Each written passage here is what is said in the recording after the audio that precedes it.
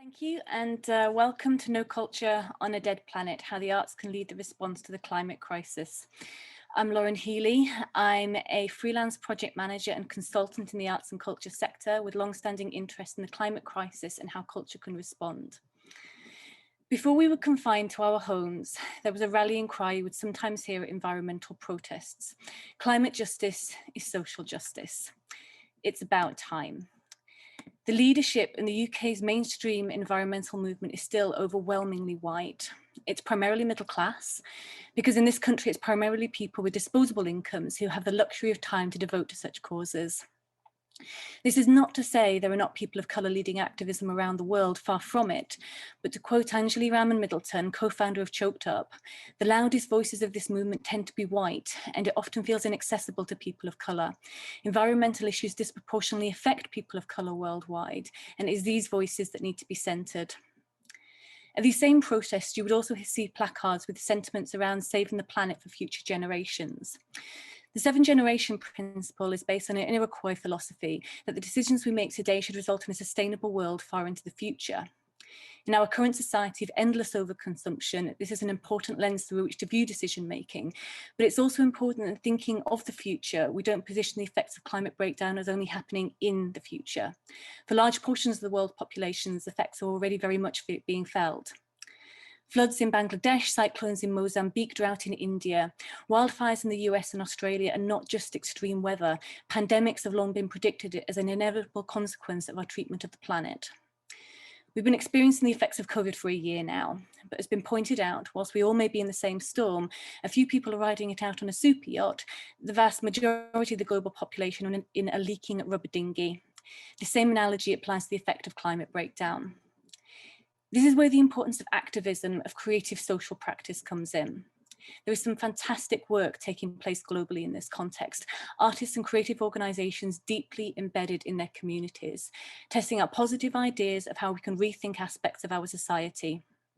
With a few notable exceptions, however, these often tend to be grassroots organisations. How can this work be amplified? How can larger institutions support and add to it while still maintaining the work's integrity?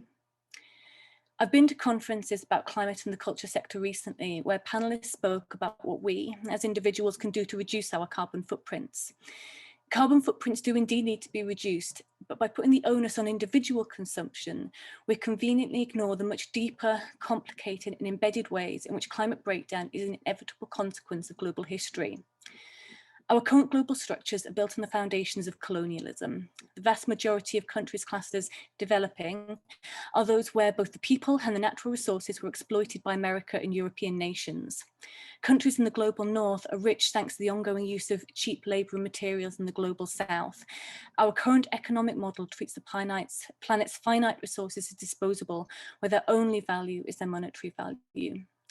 With this ongoing use of resources comes the question of what is sacrificed for this continuous extraction. Research in the US has found that sites for waste disposal are far more likely to exist in poor communities and communities with a high percentage of people of colour. In the UK, research has demonstrated that communities of colour are disproportionately affected by poor air quality.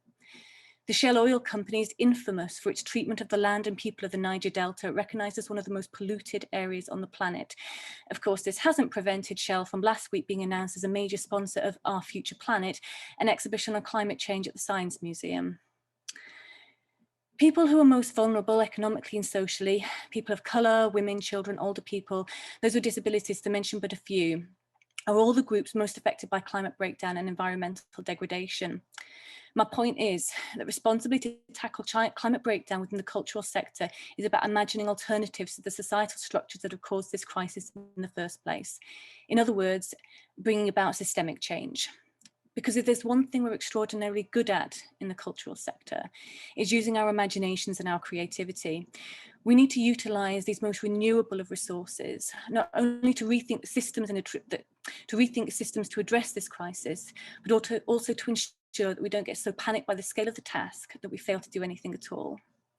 I'm really excited to introduce our speakers today. Based in the Northeast, Rakish has volunteered for Greenpeace and with local campaigns against fossil fuel exploration. He's also fought for systemic change as membership membership secretary of Greens of Colour, the BAME Green Party group, and as a member of the facilitation group at Edge Fund. Andrea Carter is lead producer of D6, Culture in Transit, where she manages the development and delivery of the artistic programmes and audience development. She's worked extensively across the fields of visual arts and heritage, with a long-standing focus on socially engaged practice and representation of marginalised voices, practice and conversations. But first, we're going to hear from Suzanne Dhaliwal, a climate justice creative, campaigner, researcher, lecturer in environmental justice and trainer in creative strategies for decolonisation. Voted one of London's most influential people in environment 2018 by the Evening Standard, she co-founded the UK Tar Sands Network, challenging BP and Shell investments in the Canadian tar sands in solidarity with frontline Indigenous communities, spurring the internationalisation of the fossil fuel divestment fund. So I'll pass over to Suzanne now.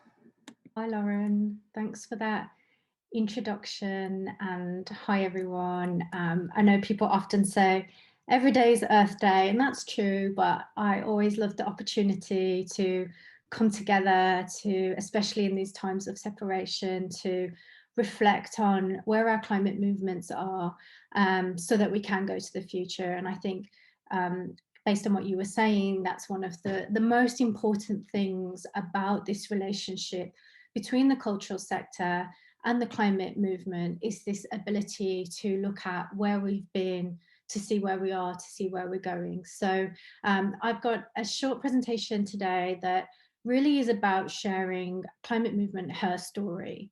And I think one of the things that we hear often is that, exactly as Lauren says, that predominantly the way that the movement is presented is that it's a white middle class movement. But what I've been doing has been working as almost an archivist to show that in the recent history of the movement, actually, it has been led by people of colour. We've just been systemically erased, and that the climate movement, the environmental movement, is in a crisis. It's actually the second least diverse industry in the UK. So even to be a voice, to be a space in this is a no small feat. Okay, so as Lauren mentioned, you know, back in 2018, I was at the peak of sort of being a face of environmentalism. I was leading campaigns, international campaigns across the Arctic, in the tar sands, in the Niger Delta.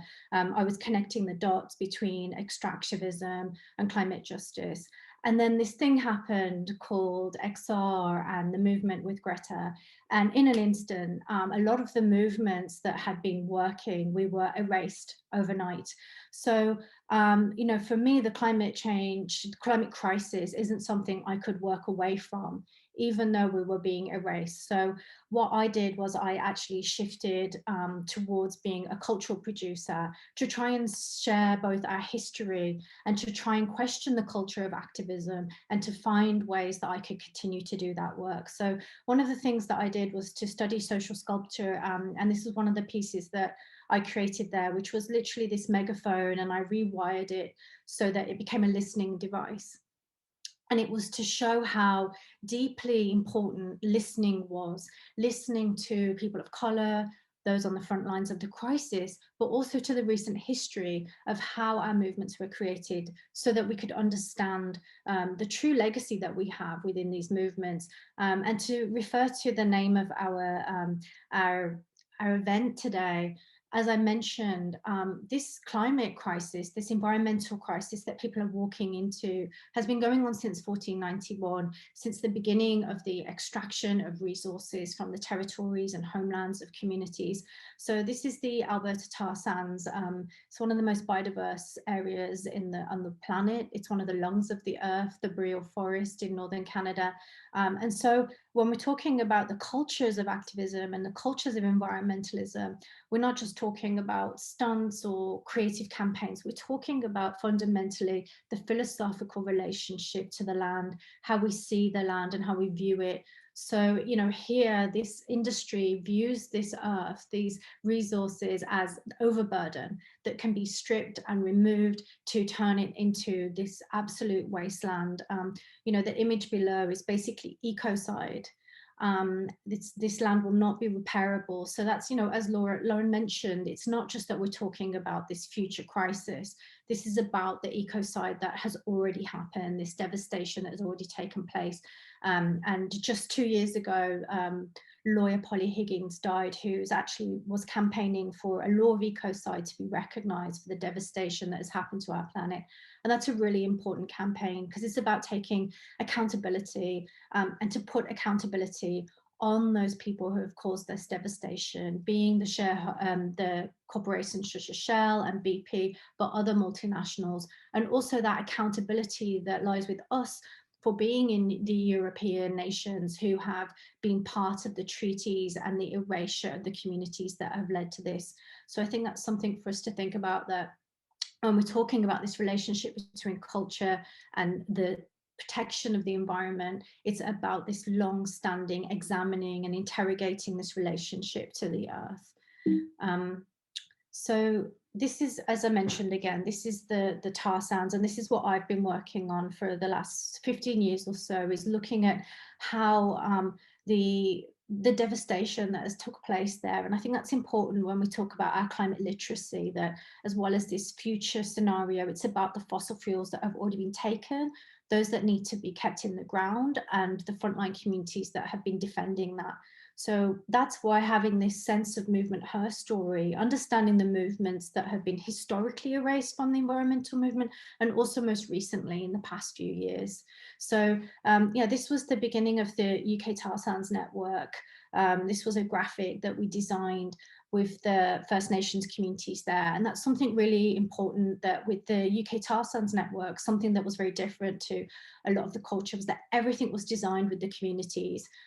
All of these actions, all of the imagery, even that it was a red blood drop rather than a black, because the community said this is our blood oil. So it's something really important that as cultural producers, as we move forward, we understand that the consequences, the impacts, the stories that we tell about these struggles need to be done in relationship and in solidarity. And this was a healing walk that took place in Alberta. And that's another point as well, about when we're talking about culture and activism, that it's cultures of activism. You know, this is a healing walk. So this was what was asked for the community. We're not always just in opposition to the forces that are destroying the land. It's also about celebrating and understanding the relationship and listening to what the community are asking for and what's needed in that place. So as well as the corporate campaigning that we did, we also worked a lot around BP and Shell sponsorship of the art. But again, there was this systemic erasure of women of colour from those movements. So as I said, I work in the culture sector, talking about movement, her story, to put myself back into the frame, to talk about the fact that there has been many working class women of colour who we've been leading that, we've been making those relationships with the frontline communities in these campaigns. And that's really important, even, you know, giving me space here to tell this story, to hold that, because within the climate sector and within that work, the visibility leads to resources, which allows you to sustain that work. So how we write the story of movements, how we tell that narrative affects the future and the ability to continue to do that. So again, these are a lot of the images of the things that we did, the campaigns to expose the relationships between finance and oil. This is imagery that was co-opted by the XR movement, which was started by an ad agency. So basically you can see how the imagery that came from these grassroots movements was co-opted and turned into that campaign. So I tell this story so that we understand the roots of our movements. And I think that's really important as well for us, for people of colour, to understand, actually there were people like myself leading this, but how vicious that co-option can be. And so as well as doing a lot of the work around banks and corporations, we also looked at the revolving door between power and the UK government and the Canadian government, and how they were undermining climate legislation to keep tar sands coming. But, you know, sometimes these campaigns are really boring. It was, you know, months and months of EU parliamentary law. So I worked with, Lucy Sparrow here to make some installations and different ways that people could be involved in the sewing of the action, different audiences as well. So that's been something that I've been doing as a creator, as a producer, orchestrating a lot of these actions to make sure that we're, keeping ourselves entertained. It's not just the same banners, that we can reach new audiences, and that we're cross-sectioning between art and activism in a very real way, and also creating ways for people to be involved who can't necessarily put their bodies on the line because of, it's heightened now because of COVID, but even back then, thinking of other strategies. This was a hat that was commissioned for Kate Middleton. And again, this was kind of before the days of Instagram, but it was about getting this into Grazia, getting new audiences to enter into the conversation about climate change, using new forms and different ways of telling the story and the narrative. And as I was saying that, this point about movement, her story and history is really important. So especially on Earth Day, we're thinking about, these are legacies of fighting for climate justice that have been going on since time immemorial. And this is Ken Saro-Wiwa. And, I worked a lot with the community around the anniversary of his execution, because the Ogoni people were persecuted and 9 people were murdered by Shell in order to keep the genocide going there and the ecocide going. And we collaborated with a British Nigerian sculptor to bring this sculpture back to Nigeria at the time of the 20th year anniversary. So I'm constantly looking at these spaces where we can work together, we can collaborate, but the idea is also always to connect it to the front ground needs. And so this bus was actually impounded and stolen back by the Nigerian government, but we use that as a way to negotiate with the government for cleanup and protection of the land. This is just some of the graphics. So as I mentioned, we're in a space of, this real white supremacy in terms of climate communication. So I've been working as a researcher and as a cultural producer to try and produce a next generation of producers who understand the history of these movements, the importance of centering our narratives, and also to retell this recent story of our movements, because, that research becomes a medicine, because as we understand our place and our power and privilege, it's not to feel bad or feel guilty, it's so that we can understand the creative design decisions that we've made, the legacies that we're leading from. So as we move forward, we can have strategies and ways of working and understanding our blind spots that can create a future that is, for all of us. And so I just want to say, this is critical because of, there was a cyclone last year that completely went under the radar, the cyclone Amphan. And that's because often, the things that are cool, that get our attention, aren't necessarily the front lines of the climate crisis that are impacting our communities in the way that we know. So we need to make sure that we're centering our voices. We're not replicating another generation of white supremacy. This is just an installation at Somerset House that was a collaboration to try and lift up again some of the voices of the names that are people who've been doing this work. And I'm just going to end on this slide, which is something I'm really interested in and excited about. This was an NFT that MIA created a few days ago to raise money for people on the front line of a volcano eruption. And I think that's where I'm really excited to think about, how can we collaborate? How can we explore new forms, question them, and look at them to really create the climate communications and the ways and strategies that we need to move forward? So thank you. Hello, everyone. So my name is Rakish. My pronouns are he, him. I was born in Kenya and I grew up in Bradford, and I've lived in the Northeast for the last 19 years. I come from a working class background and a single parent family.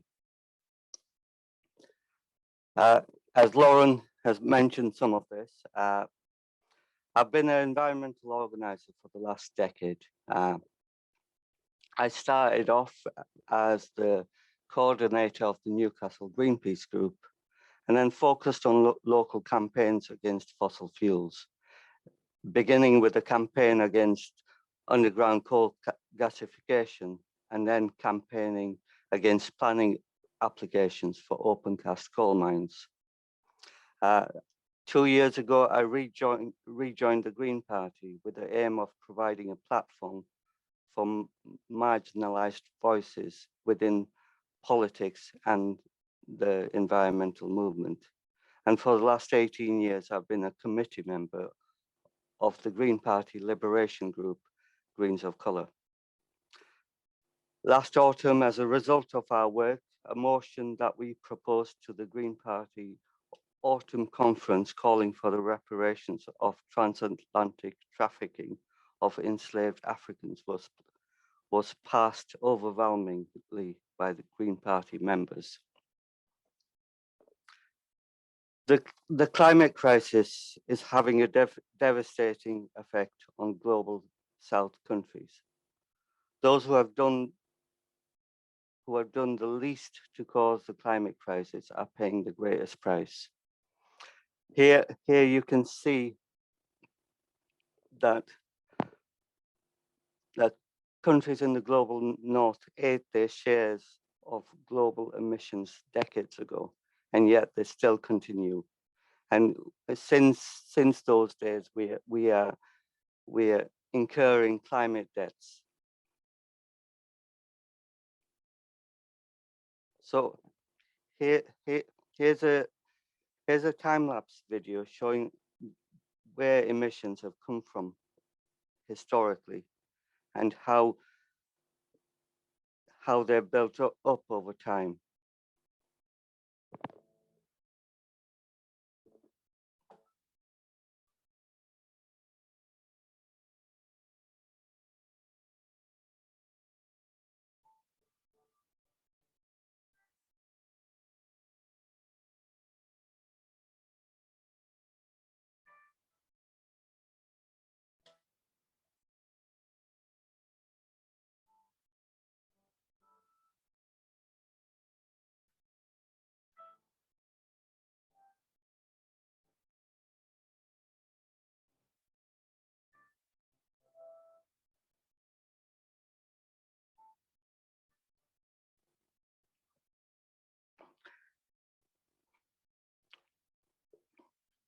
As you can see from the video, Africa is a continent that is least responsible for the emissions, and yet it is suffering some of the worst effects of climate change.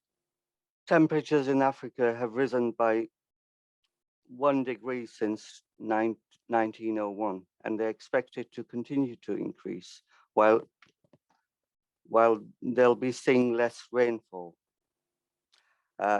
The sea levels are rising by at least 4 millimeters every year, and 56% of coastlines in the West African countries of Benin, Ivory Coast, Senegal, and Togo are eroding.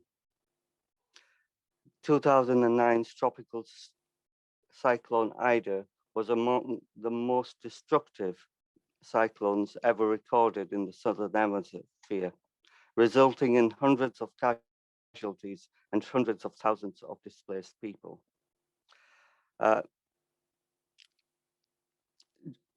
In drought-prone sub-Saharan African countries, the numbers of undernourished people have increased by 45.6% since 2012. Agriculture is the backbone of Africa's economy and accounts for the majority of the livelihoods across the continent. Africa is therefore an exposure and vulnerability hotspot for climate variability and change in impacts. Here are the results from a poll commissioned by Christian Aid of 2,000 people around the UK. 31% thought that white people were most vulnerable to the negative impacts of climate change. 28% thought that all ethnic groups are equally as vulnerable to the negative impacts of climate change. And 34% of Brits think that the UK government is currently investing adequate levels of resources funding to tackle climate change. So finally, I'll leave you with this thought. The culture sector needs to focus on the global impact of the climate crisis, focusing on the debt we owe and how we'll repay it. Thank you. Thank you to Lauren, Alex, Bob, and the wider Wor Culture team at Newcastle University for the opportunity to present today. And it is a privilege to be in the company of everyone speaking and attending on Earth Day, and also Stephen Lawrence Day. And I hope this will generate a further space for deeper conversation and collective action. Before I begin, I would also like to use this platform to raise awareness of the devastation caused by the ongoing volcanic eruptions of La Soufrière in St. Vincent and the Grenadines. Two cultural agents, Rise Up Bequi and the Hub Collective, based in that area, are supporting the emergency relief effort and focusing on, to quote, how their work can contribute to the ongoing efforts of recovery and healing, providing youth and people of the country with tools to repair their emotional and creative well-being. And I'll share links in the chat shortly to how you can support that work.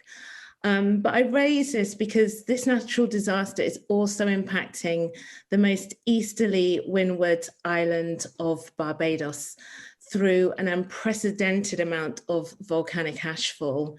Barbados is home to one of our cultural partners, Fresh Milk.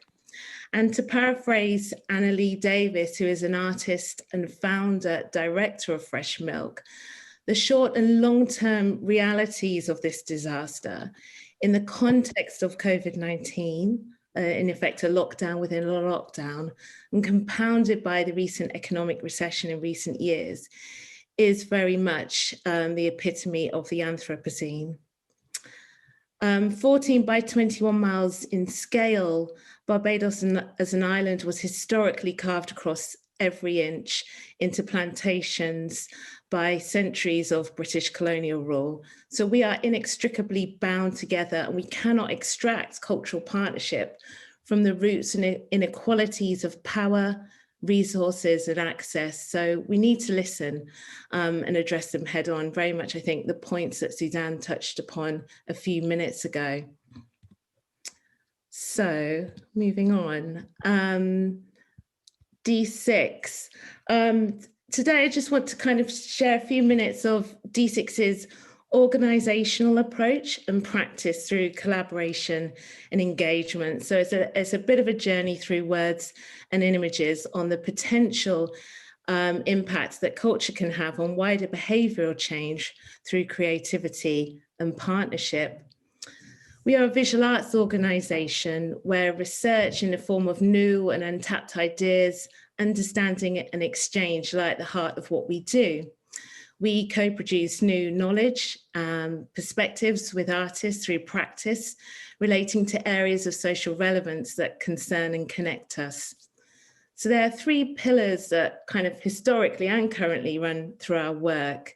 And two of those are about practice and what we advocate. That is equity and fairness, and also sustainable development. And the third is, I guess, that sort of an expanded understanding around our shared heritage and migration. Everything we know is interrelated, and we never approach any of those areas in isolation. And as Lauren referred to in the introduction, climate emergency, colonialization, social justice, gender equality, to name just a few, all interrelate from the perspective that we draw upon at D6. We are very interested, and we work within intercultural and international experiences and situated knowledge. We also seek to better understand degrowth and how that connects with and embodies culture, as we have always and continue to work with artists, participants and partners deeply, slowly and often iteratively. And we believe this approach to be proactive and meaningful in the context of long-standing and all too often unheard calls for action and equity. Just to clarify, we are not service providers. We don't have a venue. We don't have defined or static audiences. Our value as an independent, not-for-profit organisation lies in connecting a wide range of people in different spaces to understand the role and culture, to understand the role and value of culture in society. And of course, this needs to be done with rigour, care, sensitivity, and generosity. I just wanted to bring up this quote from Gary Young back in 2015. I think it's a great quote. What can we do today so that tomorrow we can do what we couldn't do today? I often get that wrong. I often get tongue-tied. But I raise that because I think in the way that we work, bridging the perspectives and needs of artists, participants, partners, understanding and acknowledging vulnerability is really important for us to make better critical decisions together. And in a sense at D6, we do position ourselves in the same creative jeopardy with artists we work with, to ensure that we kind of really understand who is part of the conversation and who is not, that we keep returning to what is sort of a mutual understanding on what we want to find out, to think about and ensure risk is part of practice, to reflect on the things that work and the things that don't, and also recognition of the systems of oppression that we work within. What do we consciously and unconsciously hold and uphold? And how do we ensure that we're not being blindsided by prevailing cultural bias? We also need to be highly aware of, acknowledge and finance the work, research and influence artists and others bring to the table, and that is work. Underpinning this is also the policies that we do. They need to be live, they need to talk to one another, and they need to be evidence of the sort of the living and breathing that we do and the accountability that we hold. So on your screen now is an image of an artist, Nicola Nicholssingh. And I really like a quote that Nicola often devises ways through performance to invite the difficult conversations in. I think that really kind of encapsulates what we are interested in and how we work with people, inviting the difficult conversations in.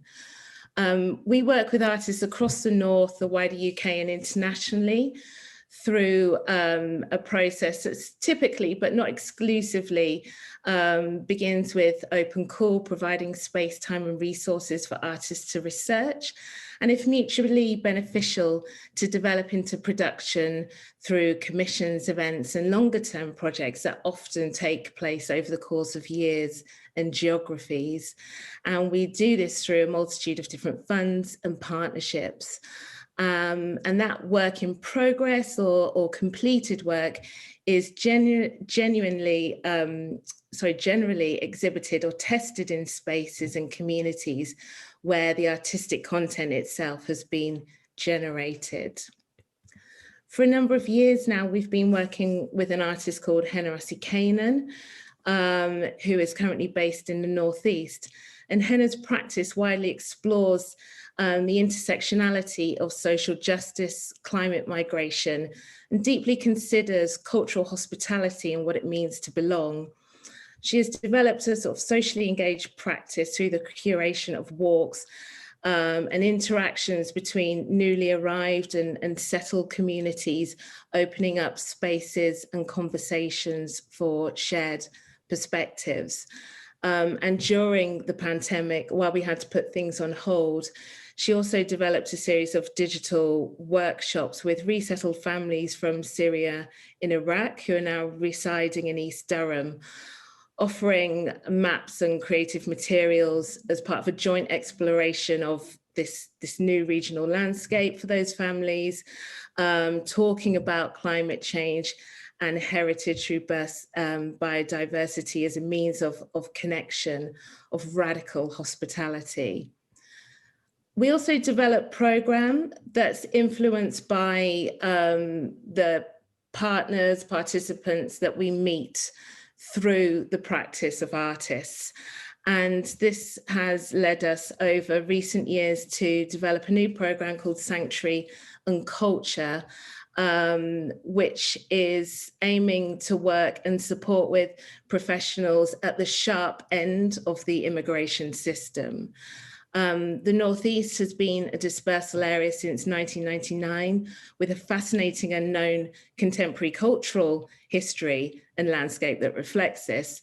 So we've recently developed a office space into studios and a meeting place in central Newcastle through recycling, repurposing, crowdfunding, and really sort of created through the ingenuity of a great sort of voluntary effort and generosity as well. But at the centre of Sanctuary and Culture is work with artists to support their professional development.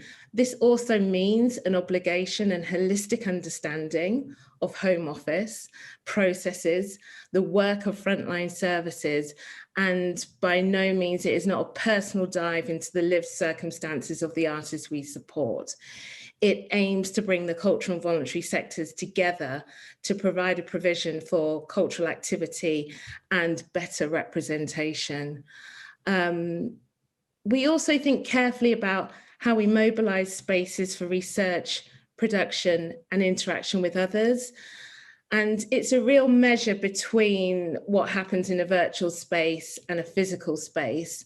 And we feel we cannot adapt a one-size-fits-all approach when we consider equitable and sustainable practice across borders.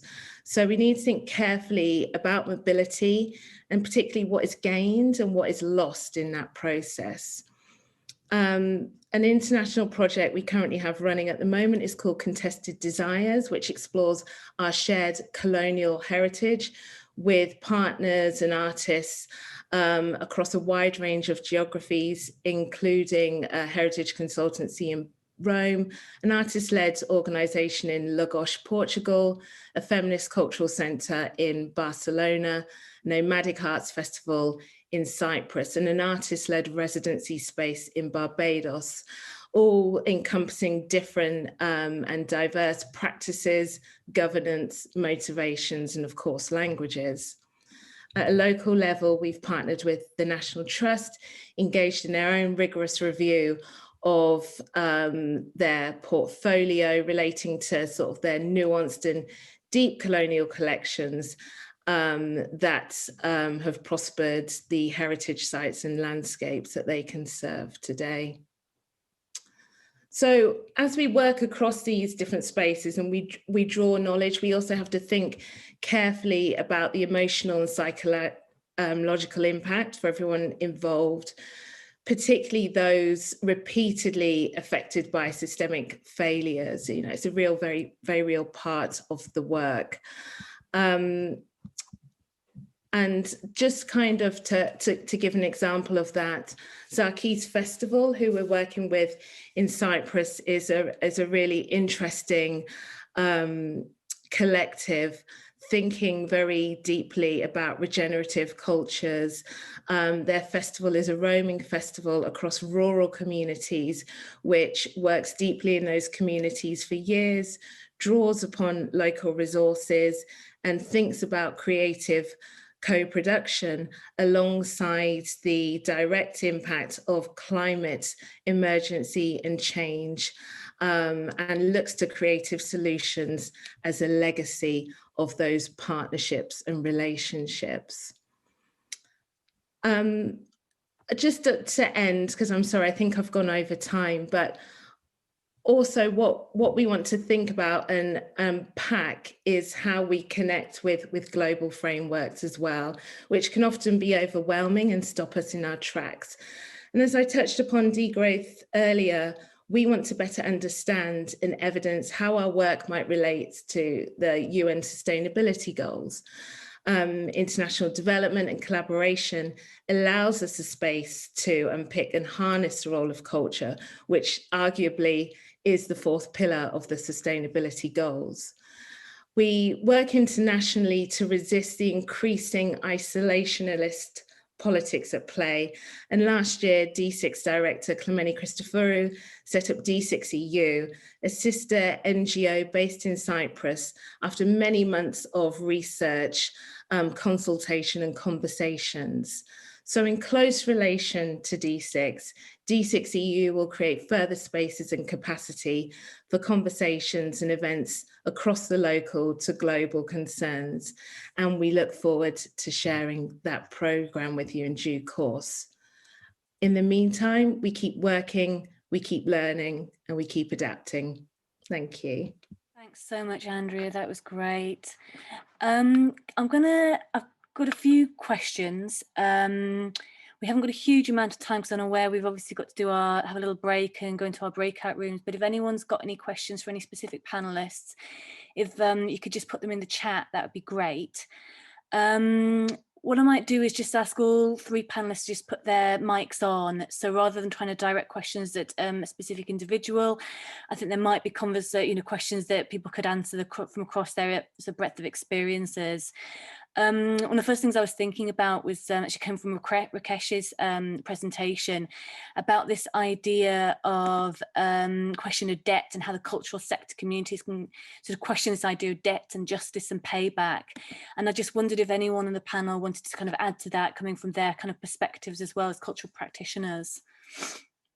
I think it's something that, Andrea, what you started your presentation there with about the current crises that are going on, and there are multiple crises globally. And so one of the things that is most missing from the environmental sector and the climate movement is a response to the humanitarian impact of these crises. And that's partly because of the white supremacy, and also just reading the climate crisis as something in the future and not being connected to the ground. So we know that those who are holding the power within the cultural sector, if we look at Tate, there's a legacy of, that power of the current art culture movement comes from those same legacies. So I think we've acknowledged that history, and now it's thinking about ways to move that capital literally and how to mobilize when those situations happen. So I gave that example of MIA creating that cryptocurrency, which was, and there's issues with cryptocurrency, of course, and the impact, but we need to think about innovative ways that we can quickly bypass this sector. I've been trying to change the climate nonprofit sector for a decade, and I literally have given up.